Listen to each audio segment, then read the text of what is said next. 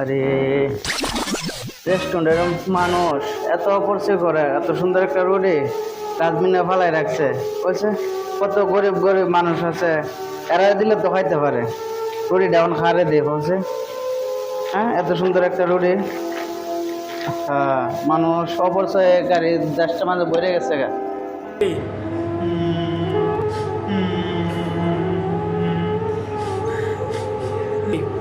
আজকে 3 দিন ধরে কিচ্ছু খাই না, মা সকালবেলা করতে বাইরে দিচ্ছে।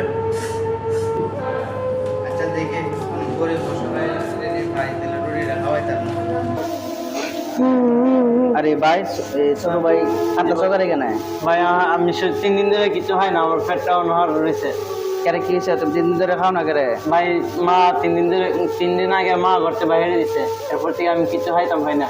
আরে কি কি করছিলাম মার লগে? মাল বিয়ার দেবী করছিলাম, এলাই করতে বাইরে দিচ্ছে আমারে।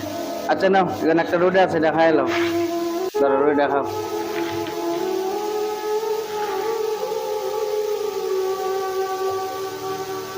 ভাই আপনার তো ভালো মানুষ যদি বাড়ির মধ্যে তাহে, রাস্তাঘাটে তাহে, সেটা শরীর থাকতো না। রুটি মজা নি ভাই? ভাই রুটি মজা করতে আনছেন ভাই? আরে হয় না, এখানটা আইতাছে ডাস্টবিনের মাঝে কাস্টমারে ফালাইতে গেছে রুটিটা।